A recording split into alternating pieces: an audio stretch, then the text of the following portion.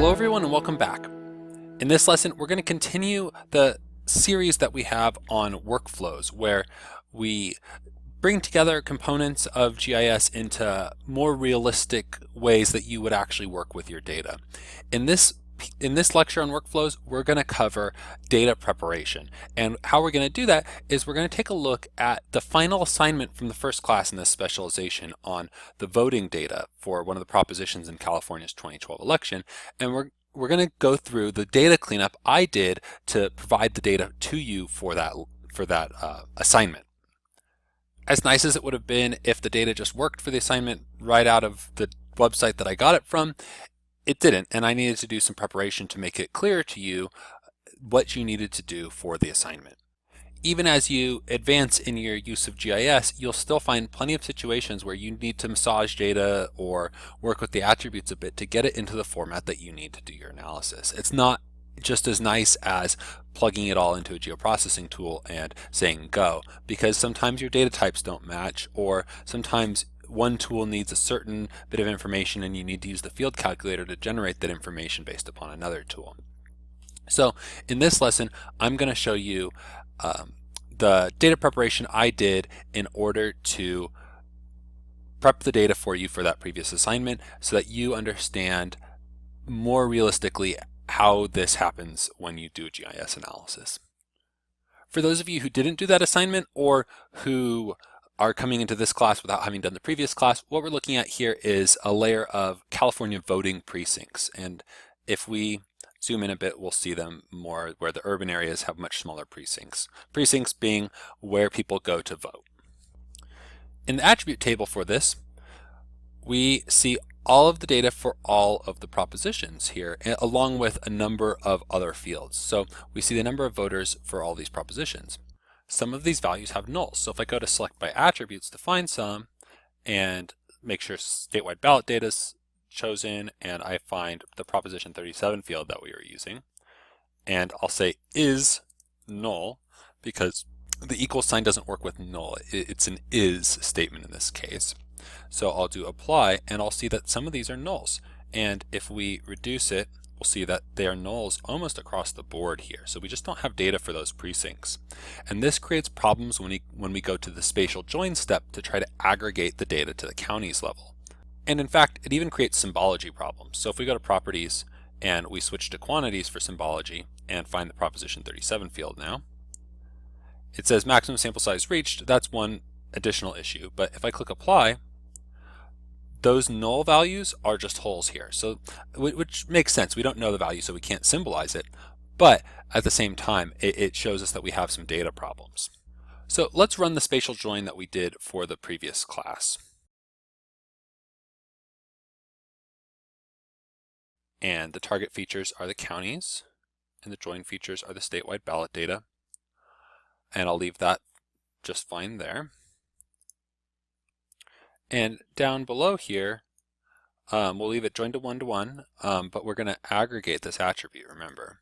So merge rule, we're going to take the sum. And if I click OK and run it, we get our result back as counties. But if I go to the attribute table and go to the prop 37 field, we still... So now this is surprising too, actually. When I ran through this originally, either something I did or the fact that I was running the previous version of ArcGIS meant that when I had polygons that were null being aggregated in spatial join, I got nulls back in this step right here. In this case, ArcGIS handled them correctly, and there's not anything that I need to do. So working with data is messy and something that even after many, many years you can still be getting the hang of because it behaves differently in different situations. Now, if we pretend that we did have trouble and that these were coming back as null, I'll still show you how to clean out this data a little bit so that you can symbolize it a little more evenly and that you can use it in spatial join if we were to assume the problem that I was talking about before. So if we go to statewide ballot data and open the attribute table and we click on this field, we're going to use the field calculator to clean up the data. Now, Remember when we learned about data types, how I said that null is not equal to zero. Null and zero are not the same thing. Well, they aren't, but sometimes you do want to treat them that way, right? Because if I need to sum things up, for all intents and purposes, null is equivalent to zero. There's no information there, and in a sum, whether it's null or zero doesn't make any difference. So we can replace null with zero in the event that we are summing our data up right now. Even though in reality, null means we don't actually know the value there. So this is one of those instances where I'm going to use that code block that I mentioned before. And I'm going to write a function, and I'm going to call it fill nulls, and it's going to take an original value, and I'm going to put a colon at the end because that's what you do. So def means defining a function. I give it a name, and in parentheses I can put the parameters it can take, the inputs it can take. And then since it's Python, I need to indent to say what's inside the function. And what I'm going to be passing in as the original value is the value of the Prop 37 yes votes. So Prop 37 yes, so I'm going to put in fill nulls, Prop 37 yes. So what's going to happen is Prop 37 yes is going to be equal to the result of the function I'm writing when I pass in the current value of Prop 37 yes. And what we're going to do is we're going to say if original value, which is, since this is a parameter, this becomes original value when it enters the function. So if original value, which is Prop 37 yes, is current value, and I don't actually need the parentheses here, if original value is none, and none is the way that you write null in Python. So, and then colon again, indent further. I'm going to return. I'm going to say return means exit the function and give back a value. Return 0, and then enter again, and then else, basically saying otherwise, if that condition is not met, if original value is something other than none, return, give back the original value.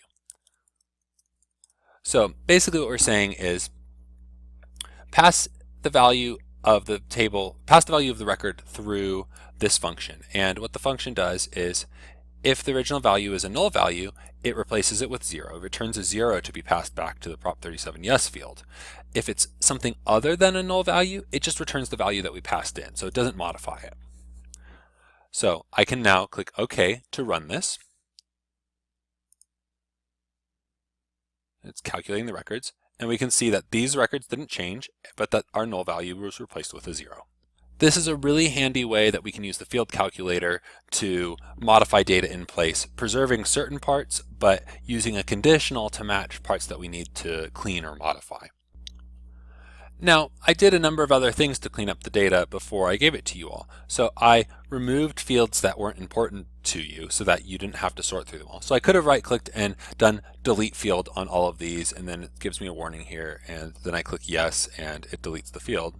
Or it fails to delete the selected field, largely because this geodatabase is stored in a synchronized folder and the synchronization software Google Drive just interfered. One tip, in general, you don't want to run your data out of synchronized folders. It creates headaches. Headaches like this where the data was just corrupted because I tried to delete a field in place while Google Drive was trying to synchronize the data.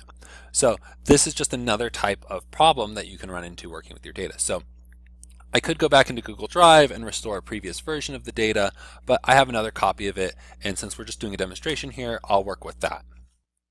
Okay, so I've restored my data from backup, and if we go to the properties on it in Catalog, I can go to the Fields pane and continue prepping the data. And if I scroll down to all these fields down here, I can see that a lot of these fields are not named very clearly. Somebody who didn't go find this data and understand exactly what we're working with might not know what it is. And so if I go to the field name, one thing I did was I renamed these fields. And if I click apply, it saves the field name. Now, I had some of the same problems renaming the fields previously and actually corrupted my data a few times when I was actually prepping it. So I made numerous backups of the data as I was working with it in the event that I messed up my data. But now the field is renamed, and if I brought it back into ArcMap, I would see that new name on it. I also selected many of these fields and I deleted them. And so I can click on them quickly here, and then when I'm done, or click on them, delete them. So I hit the delete key after I have the row selected. And then if I click apply, it deletes the fields and updates the table for me. And now if I scroll back down, those fields are gone. So those are a handful of the things I did. A number of other things I did. So I had to go out and retrieve this data from the internet. I retrieved it as a shapefile, and I wanted you guys working with geodatabase feature classes because they're nicer to work with, they're smaller, and they're more modern. So I imported it into a geodatabase. I did the processing we just talked about in terms of checking for null values and renaming fields and deleting the fields you didn't need that would just confuse the situation. And then I was ready to run it through the analysis workflow. This all takes much longer than what we just showed in this demo, but what I want you to see is that this stuff doesn't come in perfectly, and it's okay when errors happen. It's okay when you accidentally corrupt your geodatabase as long as you have a backup, and it's okay that you have to try multiple things sometimes. That's just the process that you'll often find yourself going through. There will be days where you do everything right on the first try, and there will be days that you mess up in the middle of a demo like what I have right here. So I hope that helps understand some of the cleaning that happens on data for your assignments and some of the cleaning that you might need to do when you're working with your own data. See you next time.